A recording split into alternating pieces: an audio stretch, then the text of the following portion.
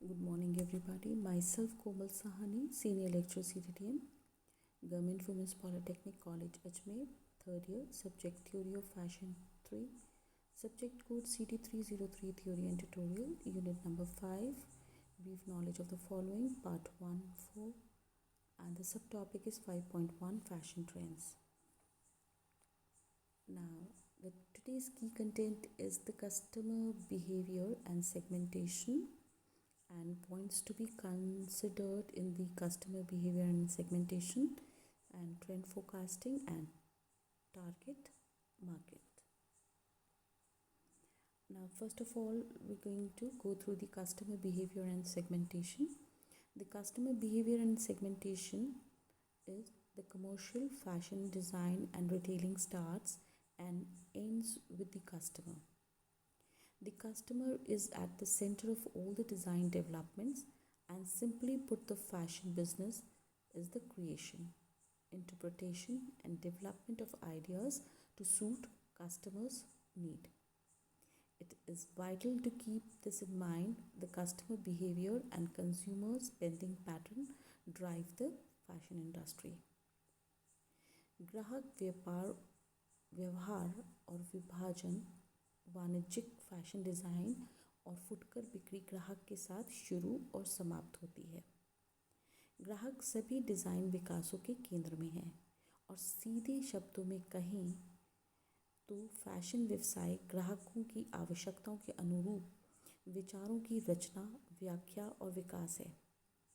ये ध्यान में रखना आवश्यक और बहुत महत्वपूर्ण है कि ग्राहक व्यवहार और उपभोक्ता का जो खर्च पैटर्न है वो फैशन उद्योग को चलाते हैं।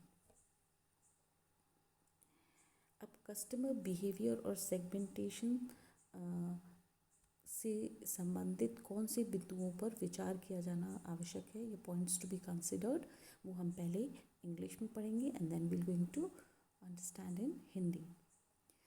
And there are 6 points. First point is the customer needs can be unpredictable, but it is important for the designer to analyze the sales and spending pattern as well. Second is the understand the key drivers of customer behavior as part of the range development process. For example, one of the biggest influences in the last decade on customer behavior has been the internet and designers, retailers. Third is had to adapt in order to integrate the technological advances in the range and in their business models.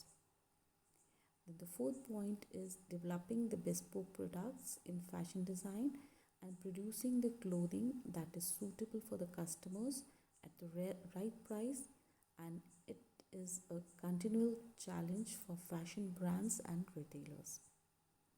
And the fifth is it is important to remember that the fashion industry is a commercial for profit business like any other, and it begins and ends with the customer. And the sixth point is the research into the consumer behavior and spending pattern drives the creation and the development of innovative fashion to suit the customer needs. अब हम बिंदु विचार रखना में हम इसको हिंदी में पढ़ेंगे। 6 बिंदु हैं और 6 बिंदुओं को हम एक एक करके पढ़ेंगे। फर्स्ट है ग्राहक की जो आवश्यकताएं हैं वो अप्रत्याशित हो सकती हैं, लेकिन डिज़ाइनरों के लिए ये बिक्री और खर्च के पैटर्न का विश्लेषण करना बहुत महत्वपूर्ण है। दूसरा है सीमा परिणाम प्रक्रिया के हिस्से के रूप में ग्राहक व्यवहार के प्रमुख संचालक को समझें।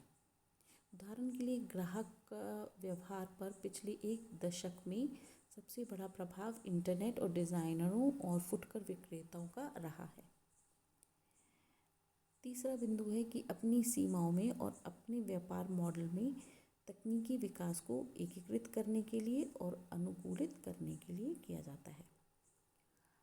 फोर्थ है डिज़ाइनिंग बेस्पोक उत्पादों को फैशन डिज़ाइन में और ऐसे कपड़ों का उत्पादन करना जो ग्राहकों के लिए उपयुक्त हो, सही कीमत पर हो, फैशन ब्रांड हो और फुटकर विक्रेताओं के लिए एक निरंतर चुनौती की तरह होती है।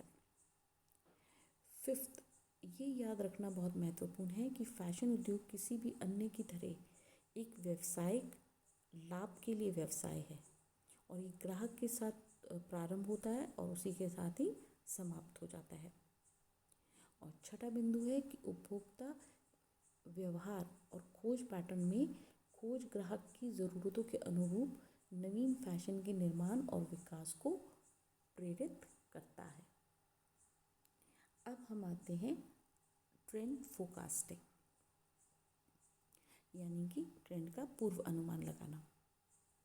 The initial stages of the idea generation and range planning process are shaped by the fashion industry in the form of trend forecasting companies, major trade fairs, and international trade panels that predict the color, fabric, and styling for the season ahead.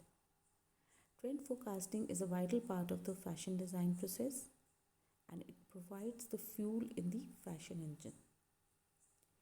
विचार पीढ़ी और सीमा योजना पर प्रक्रिया के शुरुआती चरण, यानी जो प्रारंभिक जो चरण है फैशन उद्योग द्वारा प्रचलन पूर्व अनुमान कंपनियों, प्रमुख व्यापार मेलों और अंतर्राष्ट्रीय व्यापार पैनल्स के रूप में आकार लेते हैं, जो कि आगे के मौसम के लिए रंग, कपड़े और स्टाइल की भविष्यवाणी करते हैं। प्रचलन जो पूर्व अनुमान है वो फैशन डिज़ाइन प्रक्रिया का एक महत्वपूर्ण हिस्सा है और ये फैशन इंजन में ईंधन प्रदान करता है।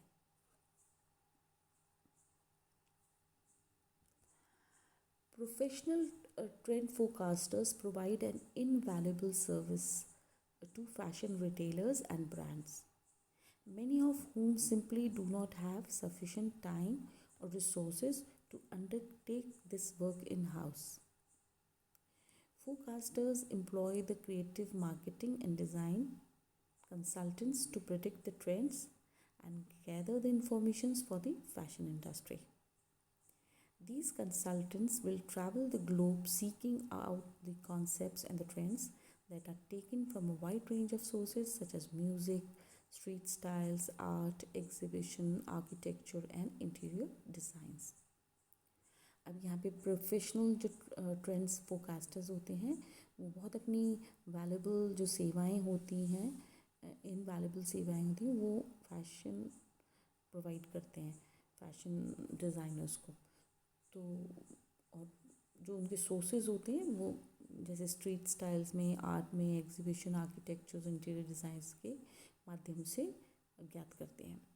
व्यावसायिक प्रचलन के पूर्व अनुमान फैशन फुटकर विक्रेताओं और ब्रांडों को एक अमूल्य सेवा प्रदान करते हैं, जिनमें से कई के पास घर में इस काम को करने के पर्याप्त समय या संसाधन नहीं होते हैं। पूर्व अनुमान ट्रेंड की भविष्यवाणी करने और फैशन उद्योग के लिए जानकारी इकट्ठा करने के लिए रचनात्मक विपणन और डिज़ाइन सलाहकार नियुक्त करते हैं। और ये जो सलाहकार होते हैं यानी जो कंसल्टेंट होते हैं उन अवधारणाओं और प्रचलन की तलाश में दुनिया की यात्रा करेंगे और करते हैं। जो संगीत या फिर जो स्ट्रीट शैलियाँ हैं, कला प्रदर्शनियों, वास्तुकला और आंतरिक डिज़ाइन जैसे स्रोतों की एक विस्तृत श्रृंखला से लिए गए होते हैं। अब हम पढ़ेंगे टारगेट मार्केट। टारगेट मार्केट में क्या है कि 7 P's चलते हैं। द 4 P's प्रोडक्ट यानी उत्पाद, सेकंड है प्राइस यानी कीमत या मूल्य, प्लेस स्थान एंड प्रमोशन यानी समर्थक। एंड ये जो फर्स्ट पी जो पहले चलते थे दे वर एस्टैब्लिश्ड बाय बॉर्डन इन 1965 और ये जो the models was further extended and known as the extended marketing mix to include 3 intangible service related elements. ये बॉर्डन द्वारा 1965 में स्थापित की गई थी और मॉडल को आगे बढ़ाया गया और जिसे विस्तारित विपणन मिश्रण के रूप में जाना जाता है, और इसमें 3 और अमूर्त सेवा संबंधित तत्व शामिल किए गए हैं। पहला है लोग यानी पीपल, सेकंड है प्रोसेस यानी प्रक्रिया, और थर्ड है फिजिकल एविडेंस यानी भौतिक सबूत। और इस तरह से ये 7 P's के आधार पर कोई भी मार्केटिंग प्रक्रिया को संपन्न किया जाता है। Thank you.